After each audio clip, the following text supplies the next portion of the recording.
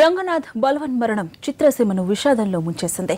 అలనాటి నటుణ్ణి కోల్పోయిన చిత్రసీమ ఆయనకు అంజలి ఘటించింది. పోస్ట్ మార్టం తర్వాత గాంధీ ఆసుపత్రి నుంచి ఫిలిం ఛాంబర్ కు రంగనాథ్ భౌతిక కాయాన్ని తరలించారు. అక్కడ చిత్ర పరిశ్రమకు చెందిన నటులు, సహచరులు రంగనాథ్ పార్థివ దేహానికి నివాళులర్పించారు. మనసున్న మనిషి రంగనాథ్ అని, అందరికీ ఎప్పుడూ ధైర్యం చెప్పే ఆయన ఆత్మహత్య చేసుకోవడం తమను కలిచివేసిందన్నారు సినీ ప్రముఖులు. రంగనాథ్తో తమకున్న అనుబంధాన్ని గుర్తు చేసుకున్నారు. నిన్న చాలా దుర్వార్త శ్రవణం జరిగింది. నిన్న సాయంత్రం ఒక సభలో ఉన్నప్పుడు అందరి వాడు మనసున్న మనిషి, గొప్ప నటుడు శ్రీ రంగనాథ్ గారు కాలధర్మం చేశారు. అది కూడా మామూలు సహజ మరణం కాకుండా ఆత్మహత్యకు పాల్పడ్డం అనేది మాలాంటి సీనియర్ నటీమణులకు చాలా షాకింగ్ న్యూస్. రంగనాథ్ గారితో నేను ఎక్కువ సినిమాలు యాక్ట్ అయిపోయిన హీరోయిన్గా 2-3 చిత్రాల్లో వారితో నటించే అవకాశం వచ్చింది.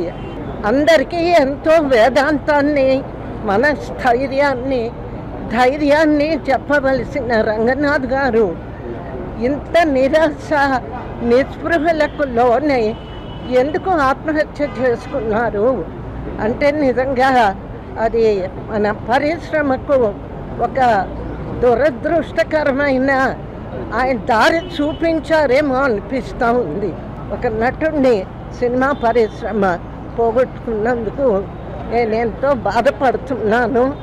వారి ఆత్మకు శాంతి కలగాలని కుటుంబ సభ్యులందరికీ నా ప్రగాఢ సానుభూతిని తెలియజేస్తుంది. 1973-74 సంవత్సరాల్లో నేను, గిరిబాబు గారు, శరత్ బాబు గారు, రంగనాథ్ గారు, ప్రసాద్ బాబు గారు ఇలాంటి వాళ్ళందరూ కూడా 1 ఇయర్ అటు ఇట్లో మేమందరం కూడా ఫిల్మ్ ఇండస్ట్రీకి వచ్చిన వాళ్ళం. ఆ రోజు నుంచి ఈ రోజు వరకు కూడా మేము మంచి స్నేహితులు. రంగనాథ్ గారి వాయిస్ అన్నా, రంగనాథ్ గారి డైలాగ్ మాడ్యులేషన్ అన్నా, ఆయన పర్సనాలిటీ అయినా, ఆయన రాసే కవితలన్నా కూడా నాకు చాలా ఇష్టం. ఎక్కడైనా షూటింగ్లో మేమిద్దరం కలిసిమెలిసి ఎక్కడైనా ఉంటే ఆయన రాసిన కవితల గురించి నేను అడిగేవాడిని, ఆయన వినిపిస్తూ ఉండేవాడిని. చాలా మంచి స్నేహితుడు అంటే. ఎక్కువ ఈ మధ్యకాలంలో ఎక్కువ కలవడానికి వీలు లేకపోయినప్పటికీ కూడా అప్పుడప్పుడు ఫోన్లో మాట్లాడుకుంటూ క్షేమశాతాలు తెలుసుకుంటూ వచ్చాం. ఆ భగవంతుడు ఆయనకి పెట్టిన పరీక్షలు అన్నీ కాదు. 6 సంవత్సరాల క్రితం భార్య చనిపోయినప్పటి నుంచి కూడా చాలా గుంభరంగా పైకి ఎవరి దగ్గరికి తన బాధల గురించి ఎప్పుడు చెప్పేవాడు కాదు. ఎలా ఉన్నామంటే బాగున్నాను వెరీ గుడ్ అనేవాడే తప్ప తన లోపలున్న కష్టాన్ని 10 మందితో పంచుకుందామని ఎప్పుడు అనుకునేవాడు. తర్వాత చాలా ఆత్మస్థైర్యం ఉన్నవాడు. అలాంటి మంచి మనిషి చివరికి ఇలా తుది అంకం ఇలా అవ్వటం మాత్రం చాలా బాధ అనిపించింది. భార్య చనిపోయిన తర్వాత అసలు పూర్తిగా నేను కూడా ఎప్పుడు వెళ్ళిపోదామన్న ఆలోచనలో ఉన్నారే తప్ప ఏదో చెయ్యాలి, ఏదో సాధించాలి అన్నది కాకుండా ఒక మంచి నటుడుగా, అందరి దగ్గర మంచి స్నేహపాత్రుడిగా, అందరి దగ్గర ప్రేరించుకున్నటువంటి రంగనాథ్ గారు ఇక లేరు అని అనుకున్న దాన్ని జీర్ణించుకోలేకపోతున్నాం. ఆయనకి ఆత్మశాంతి కలగాలని, అలాగే వారి కుటుంబ సభ్యులకి అందరికీ కూడా నా ప్రగాఢ సానుభూతిని తెలియజేస్తున్నాను. రంగనాథ్ గారిది నాది అనుబంధం ఇండస్ట్రీలో అందరికీ తెలిసిందే. నేనంటే ఆయనకి ఎంత ఇష్టం అంటే, సార్ మీరు నన్ను హీరోగా పెట్టి సినిమా తీస్తా అంటున్నారు, నాకు సంతోషమే. బిజినెస్ అవ్వాలంటే కొంచెం పెద్ద హీరోకి వెళ్దామంటే నువ్వంటే ఇష్టం శివాజీ, అందుకే నీతో సినిమా తీస్తాను, నాతో మోస్ట్ ఫిల్మ్స్ అని సినిమా తీశారు. 6 నెలల తర్వాత ఇంకో ప్రొడ్యూసర్ వస్తే మళ్ళీ నాకు ఫోన్ చేసి మళ్ళీ మన ఇద్దరమే చేద్దాం అన్నారు. అంత గొప్పగా నన్ను ఆయన అభిమానించేవాడు, ప్రేమించేవాడు. అలాంటి వ్యక్తి లేరు అంటే బాధను మించి ఉంది. నాకు అసలు ఏమీ అర్థం కావట్లేదు. నిన్నటి నుంచి తెలుగు సినిమాల్ని ఆదరించే ప్రతి ప్రేక్షకుడు కూడా తీరంలో ఉంటాయి. నాకు ప్రత్యేకించి నా ఫ్యామిలీ మెంబర్, నన్ను అభిమానించే వ్యక్తి, 2 రోజులకోసారి నాతో ఫోన్లో మాట్లాడి ఎలా ఉన్నావు శివాజీ, ఏంటి మూవీ ఆర్టిస్ట్ అసోసియేషన్ ఎలా ఉంది అన్నీ కలుపుకునే వ్యక్తి. ఆయన లేరు అని నేను నమ్మటానికి కొన్ని సంవత్సరాలు పట్టొచ్చాను.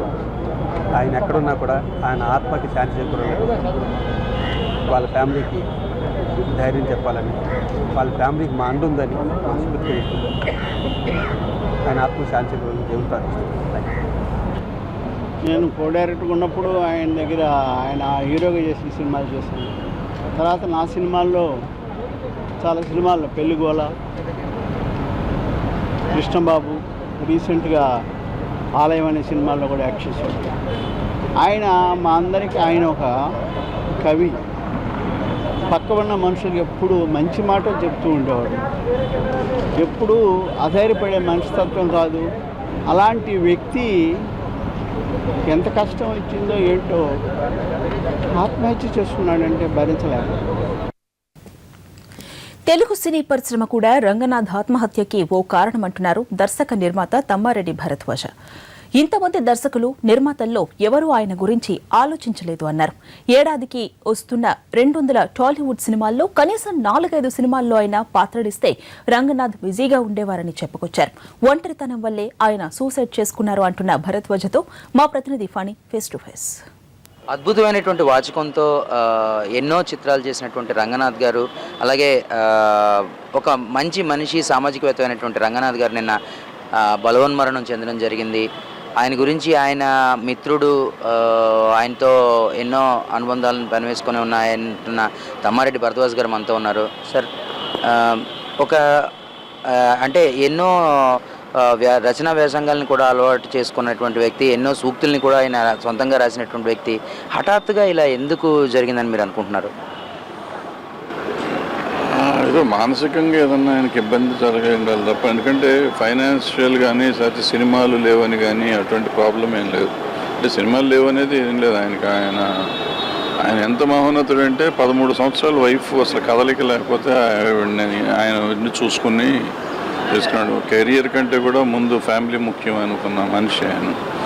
అలాంటి మనిషి ఆయన ఒక స్ఫూర్తి. ఇండస్ట్రీలో పని రాని వాళ్ళకి కానీ లేకపోతే ఫ్యామిలీ అంటే ఎలా గౌరవించాలని రెండు రకాల వాటికి ఆయన స్ఫూర్తిగా నిలిచే మనిషి. నిన్నగాక మొన్న మెడ్రాస్ తుఫాను బాధితులకు 10,000 రూపాయలు, ఈ పరిస్థితిలో కూడా ఆయన 10,000 రూపాయలు డొనేషన్ ఇచ్చాడు. అంటే ఆయన ఎదుటి మనిషి ఎవరిని ఇబ్బంది పడుతున్నారంటే సాయం చేస్తాడు, చేయాలని ఆలోచన ఉండే మనిషి. ప్లస్ ఇటువంటి నెగిటివ్ థింకింగ్ అసలు రానివారు. ఆయనతో ఒకసారి మనం 10 నిమిషాలు మాట్లాడితే 6 నెలల రోజులు మనకు ఒక పాజిటివ్ ఎనర్జీ వచ్చేస్తుంది. అలాంటి మనిషి మనకు మధ్య లేకపోవటం, అంటే ఆయన అలాంటి మనిషి ఇలా వెళ్ళటం అనేది అసలు, అంటే ఏమైనా ఒంటరితనం వల్ల డిప్రెషన్కి గురవడం కానీ, అంటే నిజానికి ఆయనతో మాట్లాడినప్పుడు ఇంతకుముందు నాతో కూడా నేను రోజు టెన్నిస్ ఆడుతూ ఉంటాను, నాకు ఆ టెన్నిస్ ఆడడం ఒక పెద్ద ఎనర్జీ అని కూడా ఆయన అంటుండేవారు. సో అలాగా ఆయన వ్యాపకాలను ఆయన రోజు ఎంగేజింగ్గా ఉంటూ ఉన్న వ్యక్తి కూడా డిప్రెషన్కి ఎందుకు లోనై ఉంటారో, లేకపోతే ఒక కుటుంబం వల్ల ఏమైనా ఆయనకి ప్రాబ్లం వచ్చి ఉండొచ్చు అంటారా? అంటే మనకు తెలియని దాని మీద మనం కామెంట్ చేయడం కరెక్ట్ కాదు. బట్ ఏదో ప్రాబ్లం ఉండి ఉంటుంది ఆయన, మానసికంగా ఏదో ఇబ్బంది కలిగి ఉంటుంది. అది ఇబ్బంది లేకపోతే ఏ మనిషి, అందులో రంగనాథ్ గారు పర్టికులర్గా, మిగిలిన వాళ్ళ సంగతి నేను రంగనాథ్ గారు లాంటి మనిషి ఇలా జరిగిందంటే ఎక్కడో ఏదో మనకి అర్థం కాదో, మనకు తెలియందో ఏదో జరిగింది. అంత డిప్రెషన్గా ఆయన వెళ్ళాడంటే, అంటే ఆ గడ్డం అది పెరుగున్నది చూస్తుంటే 3-4 డేస్ నుంచి కూడా ఆయన ఏదో ఆలోచిస్తున్నట్టే ఉంది. సో దాని ప్రకారం ఆలోచిస్తే మాత్రం ఆయన ఆల్రెడీ 4-5 రోజుల నుంచి ఇదే ఆలోచనలో ఏదో ఆలోచించి వాళ్ళు చేసుకున్నట్టు. అంటే సినిమా రంగంలో ఉన్నటువంటి వ్యక్తులు, అలాగే జనాల మధ్య ఉన్నటువంటి వ్యక్తులు ఇలాగా చనిపోవడం అనేటువంటిది దేనికి సంకేతం అంటారు? సినిమా రంగానికి దానికి సంబంధం లేదు. సినిమా రంగం అంటే బట్ డెఫినెట్గా ఏంటంటే సినిమా రంగంలో ఉండేది బాగా ఎక్స్పోజర్ ఎక్కువ ఉంటుంది కాబట్టి దాని మీద ఒకసారిగా మనకి మన చుట్టూ జనం లేకపోతే ఏమైపోతాం, అయితే రోజు 100 మంది నా చుట్టూ ఉండేవారు, ఏదో 10-20 కెమెరాలు నా చుట్టూ ఉండేవి, ఇవాళ సడన్గా కెమెరాలు రావటం మానేసి లేదా మనుషులు రావటం మానేశారు అన్నప్పుడు వచ్చే డిప్రెషన్ ఉంటుంది, కొంతమంది వస్తుంది. బట్ రంగనాథ్ గారు ఏ రోజు అటువంటిది ఆలోచించలేదు. ఏ రోజైతే వాళ్ళ మిస్సెస్ హాస్పిటలైజ్ అయ్యారో ఆ రోజు నుంచి ఆయన ఇంట్లో ఉండి ఆవిడని చూసుకుంటూ ఖాళీ ఉన్నప్పుడు మాత్రమే సినిమాలో లేకపోతే సీరియల్లో, డ్రామాలో రచనా వ్యాసంగం అటువంటివి చేసుకుంటూ ఆయన వెళ్ళారు. సో ఆయన దానికోసం డిప్రెస్ ఎప్పుడు అవలా. పైగా ఉదయకిరణ్ లాంటి వాళ్ళు ఏదో కష్టాల్లో ఉంటే కూడా వాళ్ళని కూర్చోబెట్టి బాబు జాగ్రత్తగా ఉండాలని చెప్పిన మనిషి. ఆయనకే కాదు అసలు అందరికీ, మాలాంటి వాళ్ళకి కూడా మామూలుగా మాట్లాడుతుంటే అసలు ఇండస్ట్రీ మనకి ఎందుకంటే మనం మనిషిగా ఉండాలని, ఏ రోజు ఆత్మాభిమానం చంపుకొని మనిషి, ఏ రోజు ఎదుటివాడి దగ్గరికి వెళ్ళి చేయి చాచని మనిషి, రెమ్యూనరేషన్ ఎవరిని గట్టిగా అడగని మనిషి, ఎదుటివాడు బాధల్లో ఉన్నాడేమో, ప్రొడ్యూసర్ ఇబ్బంది పడతాడేమో డబ్బులు అడిగితే అనుకునే మనిషి. అలాంటి మంచి మనసున్న మనిషికి ఓ రకంగా చెప్పాలంటే ఇండస్ట్రీ అన్యాయం చేసినట్టు. ఎందుకంటే మంచి వాళ్ళని ఎందుకు మనం దూరం చేసుకుంటున్నాం? ఇప్పుడు ఆర్టిస్ట్గా అద్భుతమైన నటుడు ఆయన, మనిషిగా అద్భుతమైన మనిషి. అలాంటి మనిషిని మనం ఎందుకు దరి చేయలేకపోయాం? ఇప్పుడు ఆయన డెఫినెట్గా బిజీగా ఉండుంటే జరిగేది కాదు. బిజీగా ఉంచే అవకాశాలు చాలా ఉన్నాయి. ఎన్ని సినిమాలు రోజు నెలకి సంవత్సరానికి 200 సినిమాలు తయారవుతున్న రాష్ట్రంలో రంగనాథ్ లాంటి మహానటుడికి, మంచి నటుడికి వేషాలు లేవు అంటే ఒక రకంగా ఆయన దీనికోసం చచ్చిపోలేదు నాకు తెలుసు, 100% గ్యారంటీ. కానీ బట్ ఒక రకంగా మనం చంపినట్టే. అంటే ఒకవేళ ఆయన ఎంగేజింగ్గా ఉంటే ఇలాంటి ఆలోచనలు వచ్చేవి కాదు. అండ్ తర్వాత కూడా ఆయన ఒక అద్దె ఇంట్లో ఉండడం, ఆయనకి ఒక సొంత ఇల్లు కూడా లేదు. అంటే ఇప్పుడు చాలామంది చెప్తా ఉంటారు మా అసోసియేషన్ మొత్తం ఇక్కడ అందరికీ హీరోలకి అన్నింటికి ఆయన ఎప్పటి నుంచో ఉన్న వ్యక్తి కదా, ఆయనకి ఎందుకని ఒక సొంత ఇల్లు కూడా ఇక్కడ లేదంటారు? అంటే ఓ హీరోగా వచ్చినప్పుడు పెద్ద రెమ్యునరేషన్స్ ఉండేవి కదా మొదట్లో, ఆ సూపర్ హిట్స్ అయినాక వచ్చిన సినిమాలు. ఆ తర్వాత పొజిషన్ వచ్చి మళ్ళీ ఏదో క్యారెక్టర్స్ హీరోగా చెయ్యాలా వద్దా, సపోర్టింగ్ క్యారెక్టర్స్ చేయకూడదని కొంతకాలం ఆగి మళ్ళీ సపోర్టింగ్ క్యారెక్టర్స్ ఖైదీతో మళ్ళీ స్టార్ట్ చేసుకుని అట్లా వచ్చింది. ఆ తర్వాత మిస్సెస్ ఇదైపోయిన కాడి నుంచి ఆయన ఇదైపోయి, సో ఇప్పుడు ఆ మిస్సెస్ లేకపోవటం 4-5-6 ఏళ్ళ నుంచి లేకపోవటం, ఆవిడ లేకపోవటం, ఆవిడతో ఉన్న అటాచ్మెంట్కి ఓ రకంగా ఆయన డిప్రెషన్లోకి వచ్చాడు. ఆయన అంటే రంగనాథ్ గారు లాంటి వ్యక్తిని కోల్పోవడం నిజంగా చాలా బాధాకరం అంటున్నారు తమ్మారెడ్డి భరద్వాజ్ గారు. అలాగే ఈ ఓల్డర్ జనరేషన్ ఏదైతే ఉందో వాళ్ళందరినీ కూడా ఫ్రీక్వెంట్గా కనుక అందరినీ కలిపినట్లయితే వాళ్ళ ఉన్నటువంటి ఒక ఒంటరితనం అనేటువంటి దాన్ని దూరం చేయొచ్చు అని కూడా ఆయన చెప్తా ఉన్నారు. అటువంటి దిశగా ఇప్పుడు తాము అడుగులు వేస్తున్నామని కూడా ఆయన చెప్తా ఉన్నారు. కెమెరామెన్ రతన్తో ఫణి, NTV, హైదరాబాద్.